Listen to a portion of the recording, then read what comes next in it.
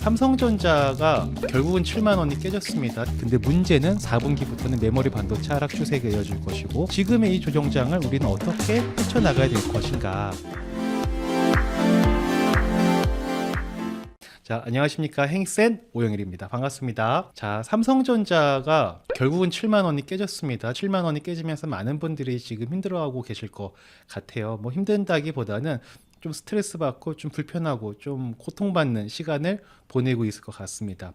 왜 그러냐면 우리가 작년에 코로나 사태를 맞이하고 나서 많은 분들이 주식시장에 대거 참여를 했습니다. 한 명 걸러 한 명이 다 투자를 하고 있는 그런 시대가 됐는데, 그 중에서 단연 가장 많이 매수한 종목이 바로 이 삼성전자입니다. 그래서 가장 많은 분들께서 삼성전자를 들고 계실 거예요. 근데 그 삼성전자의 주가가 8만전자로 저희를 스트레스 받게 했던 때가 얼마 지나지 않았는데 7만까지 가더니 이제 드디어 7만이 깨져버리는 사태를 맞이하고 말았습니다. 그래서 많은 분들이 스트레스를 받고 계실 것 같으세요.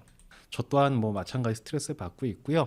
자, 삼성전자 주가가 연중 고점 대비하면은 마이너스 24%가 됐습니다. 그러니까 100만 원 넣으신 분이면 지금 76만 원 돼 있다라고 보시면 되는 거죠. 물론 대부분 많은 분들이 최고점에 들어가신 분들이 그렇게 많지는 않을 수도 있겠지만, 누군가는 저 고점에 들어갔겠죠. 그러면 그분은 지금 24%라는 손실을 받기 때문에 굉장히 스트레스를 많이 받고 계실 겁니다. 근데 이게 삼성전자만 그러냐? 그렇지 않습니다. SK 하이닉스 반도체 중에서 삼성전자와 쌍벽을 이루는 회사인 거죠. 얼마 전까지만 해도 SK 하이닉스 좋은 건 알겠는데 비싸서 못 들어가겠다라고 하면서 많은 분들이 또 그냥 넘사벽처럼 바라봤던, 사고는 싶은데 비싸다 이러면서 이제 못 들어갔었는데, 그 하이닉스조차 지금은 삼성전자보다 더 심하게 하락을 했습니다. 마이너스 37%가 된 상황인 거죠. 이제 뉴스를 보면 또 재밌는 게, 근데 삼성전자가 지금 실적이 사상 최대치라고 합니다. 네. 근데 문제는 3분기까지는 괜찮았었는데 4분기부터는 이라는 이제 물음표가 붙기 시작을 했다. 그리고 4분기부터는 메모리 반도체 하락 추세가 이어질 것이고, 먹구름이라는 불편한 부정적인 단어들이 나오기 시작을 했고, 앞으로도 부정적인 기사는 아마 계속 나오지 않을까라고 보여집니다. 우리는 또 내 파란 계좌를 보면서도 마음이 편치 않은데, 또 기사들이 계속 뭔가 부정적인 표현들이 나오게 되면 앞으로도 우리는 계속 스트레스를 받게 될 겁니다. 근데 이게 반도체에 관련된 것만 그러느냐? 또 그렇지는 않다. 카카오도 굉장히 높았었는데 쭉쭉쭉 빠져서 지금 마이너스 30%가 돼버렸었죠. 진짜 카카오는 끝나지 않을 것 같은 성장을 이뤄냈던 회사였었는데 그 회사마저도 마이너스 30%가 됐고요. 또 IT 계열에서 또 네이버도 유명했었죠. 네, 네이버도 연 고점 대비 마이너스 16%가 됐다. 그러니까 당연히 코스피 지수도 뭐 있겠습니까? 시가총액 큰 회사들이 쭉쭉쭉 떨어지는데 당연히 코스피 지수도 떨어질 수밖에 없는 거죠. 그래도 지수니까 좀 덜 떨어졌겠죠. 근데 이게 지금 국내만 그러냐? 해외도 마찬가지입니다. 해외는 폭이 좀 작기는 하지만 애플 같은 경우에도 이 회사가 엄청 큰 회사지 않습니까? 이 엄청 큰 회사가 마이너스 10%라는 하락을 맞이하게 됐고요. 그리고 아마존은 사실 그렇게 크게 오르고 크게 떨어지고 이런 회사가 아니지 않습니까? 근데 얘 같은 경우도 지금 마이너스 13%로 떨어진 상황입니다. 그리고 당연히 나스닥 같은 경우에도 우리나라 코스피보다는 덜 하긴 하지만 마이너스 6%가 빠져있는 상황입니다. 이러니까 국내에서도 힘들고 해외에서도 힘들고, 지금 동학개미 운동에 참여하시고 서학개미 운동가에 참여하셨던 많은 투자자분들이 양쪽에서 다 두드려 맞고 있는 그런 형국입니다.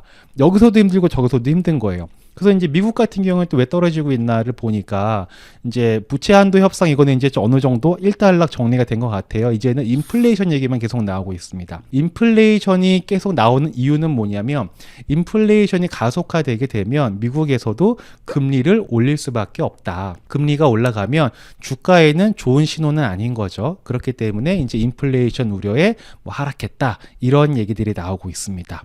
자, 국내, 해외 조정. 우리는 과연 지금 어떻게 해야 될까요?를 같이 한번 얘기해 보려고 합니다. 그리고 제가 오늘 얘기하려고 하는 건 삼성전자가 영업이익 대비 얼마큼이 빠졌고, 뭐 애플 같은 경우에 뭐 PBR 대비, PER 대비 뭐 이런 거, 그런 걸 얘기하려고 하는 게 아니고요. 잠깐 이 얘기를 좀 같이 한번 해보고 싶은 거예요. 저는 그 증권사 직원분들이랑은 조금 다르게 좀 보통 이야기를 하는 편인데, 제가 뭐 그분들보다 뛰어나다, 그분들이 못 버는 걸 본다, 이런 걸 하는 게 아니고요. 저는 현실적으로 돈을 투자해서 관리하면서 미래의 목적 자금을 만들고 인생의 중요한 자금들을 해결해 나가는 걸 옆에서 15년째 함께하고 있는 사람이지 않습니까?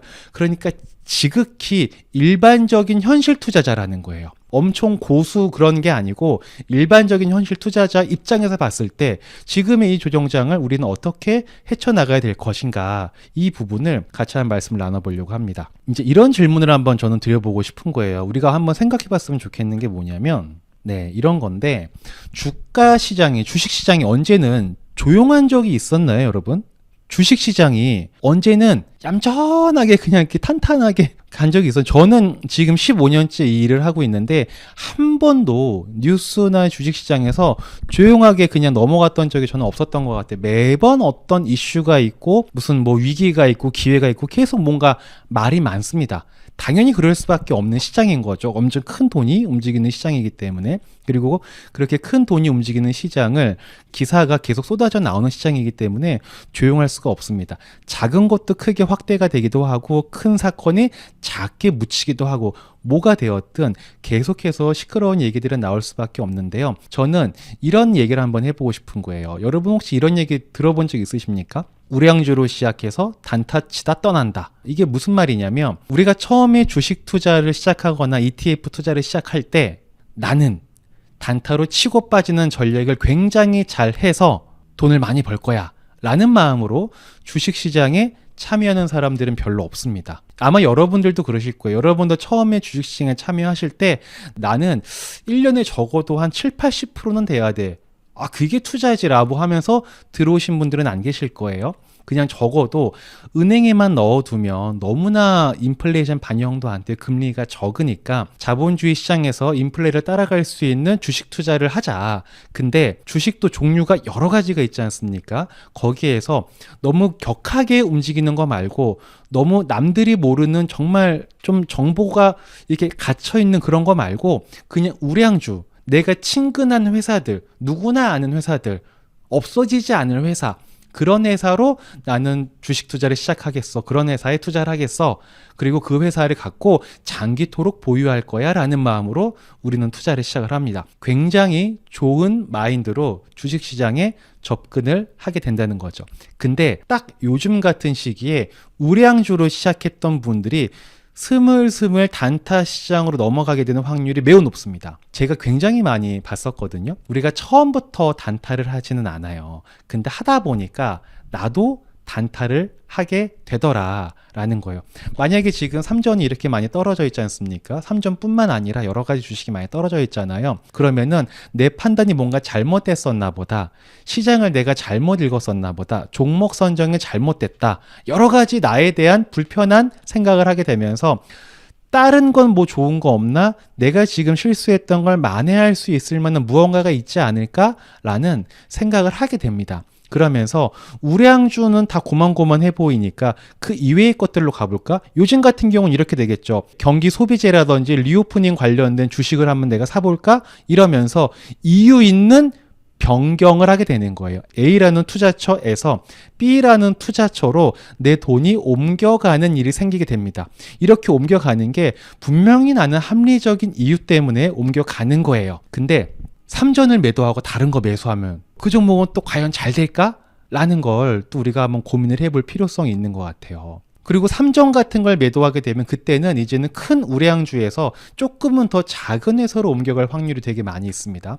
제가 재밌는 기사가 한 개 떠서 좀 가지고 와봤는데 잠깐 같이 보시면서 이야기를 나눠보도록 하겠습니다.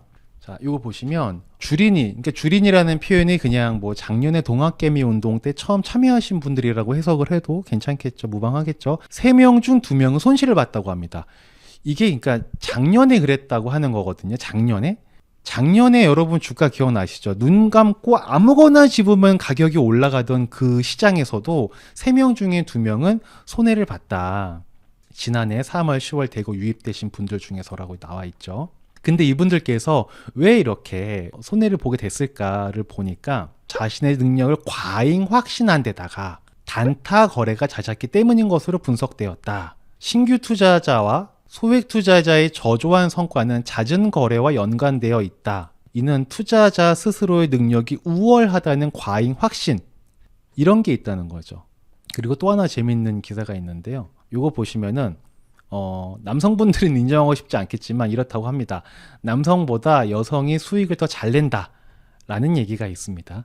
근데 그게 뭐 남성은 못났고 여성은 잘났다, 남성은 멍청하고 여성은 똑똑하다, 뭐 이런 얘기가 아니겠죠, 당연히. 왜 그런지를 한번 보겠습니다. 남성이 여성에 비해 시장에 감정적으로 휘둘리는 경향을 보인다. 스마트폰 주식 거래자가 늘어난 만큼 종전보다 거래 빈도가 많아진 것을 해석된다. 그러니까 시장의 변화에 너무나 민감하게 반응하게 되고 그로 인해서 잦은 매매를 한다라는 거고요. 남성은 지나치게 정보를 많이 취득하려는 성향을 보인다. 정보를 많이 취득할수록 주식을 매매하려는 욕구를 느끼게 된다. 여러분들 아마 투자해보셨던 분들은 좀 공감되시는 분들도 있으실 거예요. 인터넷 블로그와 책은 물론 유튜브까지 탐색하면서 정보로 다른 투자자보다 우위를 점하려고 하다 보니 중소형주나 나쁜 주식에 노출될 가능성이 있다. 차트를 자주 쳐다볼수록 매매하고 싶은 충동이 일어날 수밖에 없다. 개인적 경험으로 봤을 때 여성들은 상대적으로 실시간 주가 움직임에 덜 민감하다고 덧붙였다고 합니다. 방금 기사에서 보셨던 것처럼 우리가 처음부터 단타를 하지는 않는데 이런 상황이 되잖아요. 내가 투자한 게 막 마이너스가 되어 있고 이거 어떻게 해야지, 이런 스트레스를 받을 때 그래도 우리는 노력하는 사람인지라 가만히 있지 않고 무언가 계속 정보를 찾고 어떻게 해야 되나 해결책을 찾으려고 공부를 하게 됩니다. 아마 오늘도 썸네일 보고 들어오신 분들은 그런 일환으로 들어오셨을 확률이 되게 많이 있으실 거예요. 근데 이렇게 정보를 찾고 노력을 하는 게 어찌 보면 꼭 결과로 이루어지지는 않을 수도 있겠구나라는 생각을 한 번은 우리가 해볼 수도 있다 라는 말씀을 좀 드리고 싶습니다. 제가 예전부터 얘기했던 것 중에 투자는 상식이지만 상식이 아니다라는 말씀 드렸는데요. 원래 세상의 모든 일은 열심히 최선을 다해서 시간 투자를 많이 하고 노력하다 보면 결과는 따라오게 되어 있다라는 게 세상의 진리이지 않습니까? 근데 투자는 이상하게 너무 열심히 하면 오히려 더 결과가 좋지 않을 때도 있다. 저는 그런 걸 되게 많이 봤습니다. 실제로 투자에서 성공하신 분들 중에 그냥 별거 안 하고 그냥 사람들이 괜찮다고 한 우량주 그냥 사놓고 그냥 정말 오랫동안 잊고 살았는데 지나고 났더니 수익이 나 있는 분들이 굉장히 많죠. 근데 열심히 뭔가 계속 자료 조사하고 리서치하고 정보 취득하고 남들의 의견도 듣고 조언도 받고 책도 보고 이게 잘못됐다는 게 아니라 그렇게 한다고 해서 꼭 투자가 잘 되는 것이냐, 그렇지만은 않을 수 있다라는 말씀을 전 드리는 거예요. 그래서 이런 시점에 우리가 삼전을 매도하고 다른 거 매수한다고 해서 과연 무조건 잘 될 수 있을 것이냐를 보면 그렇지 않을 수 있다는 거죠. 과연 매도하는 게 답일까? 그러면 다시 한번 질문을 던져볼 수 있는 거예요. 매도했어. 매도하면 뭐 할 건데? 그쵸? 매도하면 뭔가 우리가 하려고 매도하는 거 아니겠습니까? 매도하면 아마 이 셋 중에 한 가지일 겁니다. 더 빠지면 다시 산다. 이 얘기는 이런 거죠. 주가라는 게 이렇게 오르고 내리고 할 건데 내가 보니까 지금 피크 찍고 한 이쯤 어딘가에 있는 것 같아. 그러니까 한 요때쯤에 다시 사서 들어가면 괜찮지 않을까? 라는 합리적인 생각을 하게 됩니다. 우리도 양심이 있어서 이때 팔고 요때 사겠어 라는 생각은 안 하죠.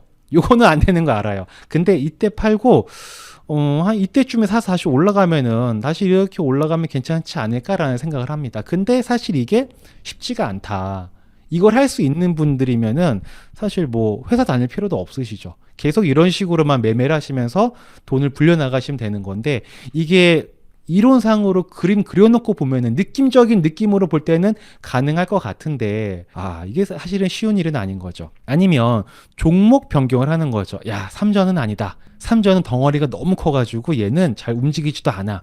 그리고 반도체 업황이 내년 2분기 지나기 전까지는 별로 좋지도 않대. 그러니까 나는 A라는 종목에서 B라는 종목으로 갈아탈 거야. 저는 이런 생각을 하는 게 나쁜 건 아니지만 어찌 보면 우리가 하다 보니까 나도 모르게 단타로 가고 있는 수순을 밟고 있는 건 아닌가라는 생각을 한 번쯤은 해보게 됩니다.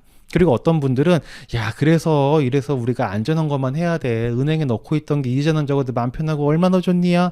그거 했으면 지금 원금은 지켰겠다. 이런 생각하시면서 나 이제 투자 안 할 거야 라는 생각을 하시는 분들도 계십니다. 그래서 가장 안타까운 사례가 이 1번, 2번, 3번 다 안타까운 사례가 될 수 있겠지만 저는 이게 가장 안타까운 사례지 않을까라고 생각은 합니다. 우리가 한번 생각을 해보면요. 우리가 투자를 시작할 때는 처음부터 우리는 큰 욕심이 없었습니다. 여러분 투자 처음 시작할 때 나 1년에 무조건 2배 튀기기 할 거야. 이런 생각으로 하시는 분들은 안 계셨을 거거든요. 그리고 처음부터 나 단타 매매 쳐가지고 한 달에 뭐 무조건 뭐 10%씩 수익 낼 거야. 뭐 이런 분들은 안 계셨을 거고요. 대부분은 다 우량주에 묻어두고 그냥 시간에 투자해야지. 등락은 원래 있는 거라고 했어. 거기에 나 일일비 하지 않고 그냥 묻어둬야지 라는 생각을 하셨던 그런 마음으로 시장에 참여하신 분들이 굉장히 많을 거예요. 왜?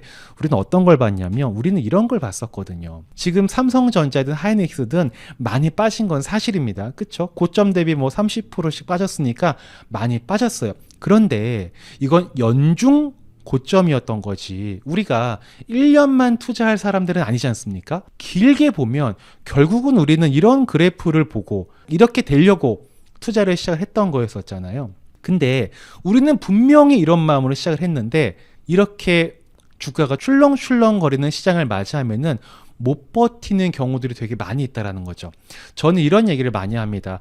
왜 우리 시골에 가면 곡식 털기라는 게 있습니다. 그 키 있잖아. 왜 우리 아기 때 막 이불에 오줌 싸면 머리에 쓰고 소금 얻으러 들어갈 때 쓰는 거 있죠. 그 키라고 부르잖아요. 그거를 막 터는 거예요. 이렇게 막 털게 되면 씨알이 작은 좀 가벼운 애들은 다 바람에 날려가 버리지 않습니까? 그건 똑같은 거예요. 주식시장이라는 것도 주기적으로 곡식 털기를 하는 거예요. 그러면 이 투자에 뭔가 이렇게 진한 좀 이렇게 묵직한 나만의 그 철학이나 뭐 나만의 그런 뭐 그런 게 있지 않은 분들은 다 털려 나가는 거예요.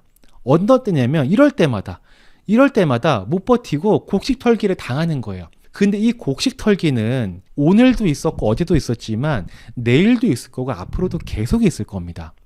그렇기 때문에 투자를 하면은 기본적으로 뭐 한 20% 내지는 30%의 변동성은 늘 있는 거구나. 이거를 인정하고 받아들이는 게 중요한 것 같아요. 그리고 그 변동성이 있다 해서 없어질 주식이 아닌 것에 우리가 투자하면 되는 거잖아요. 근데 저는 어떤 게 없어지지 않을 주식인지를 모르거든요. 그래서 저는 주식은 하지 않고 ETF만 투자를 하는 건데 ETF 투자하시는 분들은 사실 등락이 이렇게 있어도 별로 스트레스 받을 게 없죠. 왜? 난 어차피 짧게 보고 투자한 게 아니고 길게 장기 투자하다 보면 결국은 잘 될 수밖에 없는 거 이미 많은 시간 속에서 증명이 되어 있지 않습니까? 그러니까 이렇게 뭐 삼전 이슈니 카카오 이슈니 뭐 테이퍼링 이슈니 이런 이슈로 주식시장이 곡식 털기를 탕탕탕 할 때 우리가 털려 나가지 말고 꽉 붙잡고 있자고요. 너무 여기에 스트레스 받으면서 너무 공부하고 너무 지나치게 정보를 취득하면서 잦은 매매로 빠져들지 말고 단타로 빠져들지 말고 그렇다고 시장을 외면해버리지도 말고 찰싹하고 달려붙어 있는 그런 투자자가 되면 어떨까. 실제로 제가 15년 동안 이 재무상담하면서 저는 주식으로 돈 버신 분, 그러니까 주식 투자를 오랜 기간 하셔가지고 재미 보신 분 말고요, 돈 버신 분, 집을 샀거나 주식 투자해서 은퇴를 해결해 놨거나 하신 분들은 많이 보지 못했었거든요. 손가락 안에 꼽습니다. 근데 그분들이 남들보다 무엇을 잘했기 때문에 주식 투자를 하면서 인생에 정말 중요하고도 큰 돈을 해결할 수 있었느냐? 그냥 내가 믿었던 그 우량한 주식들, 뭐 현대차든 뭐 삼성전자든 뭐 이런 큰 회사들 있잖아요. 또는 뭐 ETF든 꾸준히 사서 모아 나가신 분들이 결국은 수익률을 많이 가져갈 수 있었습니다. 제가 또 실제 사례 하나 좀 얘기해드리면 제가 2018년도는 지금 훨씬 더 어마어마한 시장이었습니다, 여러분. 저는 2018년도 이때 보면 이때 있죠. 이때부터 이때까지 쭉 내려온 거예요. 이렇게.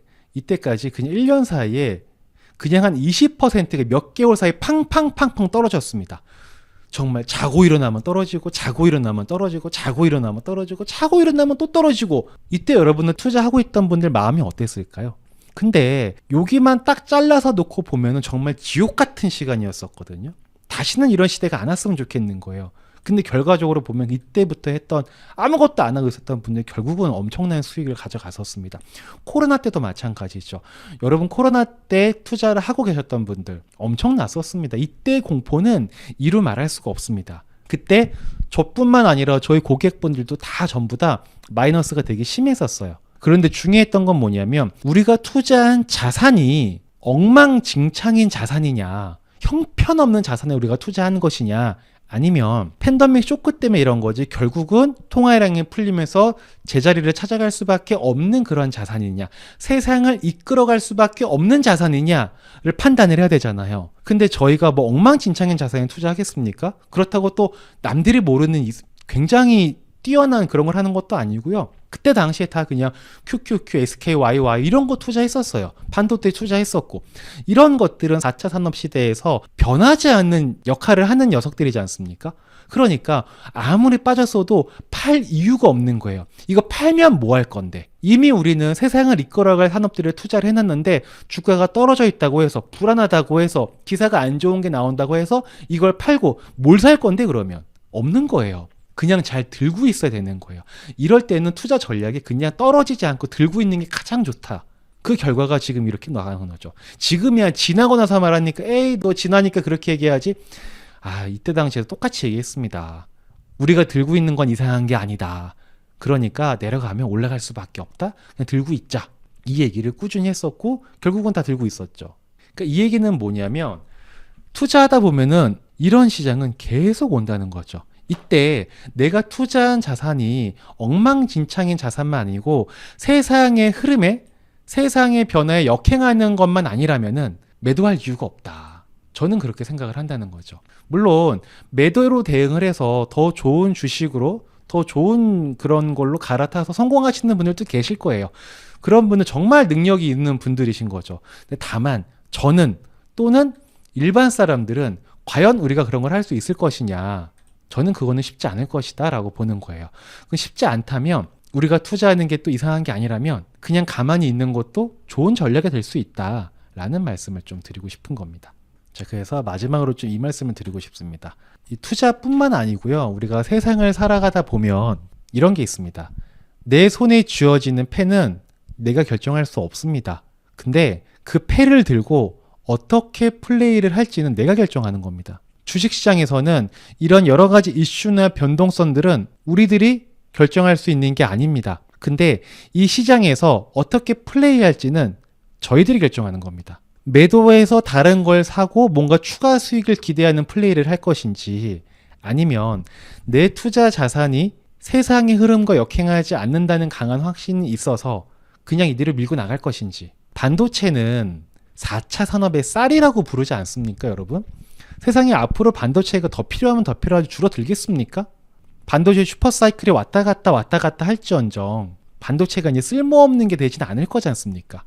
그러면 만약에 내가 지금 팔아서 3점보다 훨씬 더 추가 수익을 낼 수 있는 걸 할 수 있는 강한 확신이 있다. 그러면 그렇게 하시는 게 맞겠지만 아마 대부분은 그런 마음들이 없으실 겁니다. 그러니 이런 시기에는 그냥 가만히 있는 것도 굉장히 좋은 전략이다. 그런 말씀을 좀 드리고 싶고요. 그리고 투자하다 보면은 변동성에 의해서 우리의 초심은 사라지기 마련입니다. 자연스러운 겁니다. 누구나 한 번쯤은 그런 시기를 겪게 되고요. 저도 15년째 투자를 하고 있지만 초반에는 얼마나 많이 캉캉캉캉 이렇게 이리 치고 저리 치고 했겠습니까? 그렇게 보니까 별 의미 없다. 그냥 내가 투자한 자산이 올바른 자산이라면 그냥 기다리는 게 가장 좋은 전략이 되기도 하는구나. 이걸 많은 경험을 통해서 깨달은 것뿐인 거죠. 자, 요즘 같은 시점이 저희들이 투자를 처음 시작했던 초심으로 돌아가기에, 마음을 다시 다잡기에 굉장히 좋은 시기가 아닌가라고 생각을 합니다. 장기 투자 쉬워 보이지만 굉장히 어렵습니다. 투자에서 가장 어려운 게 장기 투자입니다. 특히 한국 사람들이 가장 어려워할 수 있는 게 장기 투자입니다. 근데 우리는 그 장기 투자를 하겠다고 이 시장에 뛰어든 거예요. 그러니 당연히 그 가는 길이 녹록치 않겠죠. 당연한 겁니다. 근데 녹록치 않다고 해서 초심을 버릴 필요는 없다. 초심으로 돌아가서 장기 투자를 하면 됩니다. 장기 투자할 때 내가 투자한 자산이 형편없는 자산이 아니고 시대의 흐름에 역행하는 자산이 아니라면 그냥 들고 있는 것도 굉장히 좋은 전략이 된다라는 말씀을 좀 드리도록 하겠습니다. 자, 오늘 준비한 내용은 여기까지입니다. 감사합니다. 네.